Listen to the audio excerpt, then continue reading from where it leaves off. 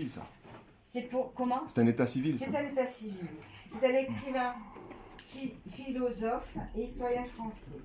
Il y a aussi Laurent de La Hire, né à Paris le 27 février 1606 au 28 décembre 1656, et c'est un peintre graveur français du XVIIe siècle. Père de l'académicien Philippe de La Hire, c'est l'un des principaux représentants de la peinture française des années 1630 et 1640, particulièrement réputé pour ses paysages historiques. Alors, ce poème, c'est Allégorie de la grammaire de Mohamed Zeid. Selon Renan, l'allégorie est froide et raide. Mais là, Laurent a su donner de la chaleur, ainsi que de la grâce en sus de la valeur.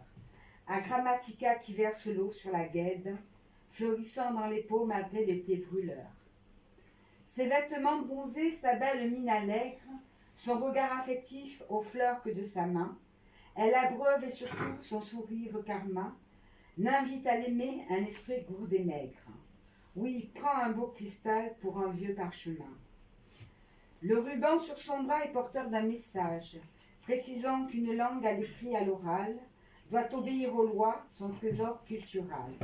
En dépend ainsi que son impeccable usage, que serait un bateau à défaut d'amiral. L'art de parler, comme celui de bien écrire, ont besoin d'un savoir catéchisme précis, pour cadencer les mots joliment éclaircis. La pureté des dents embellit le sourire. Nuls seraient les discours de fausseté farcie.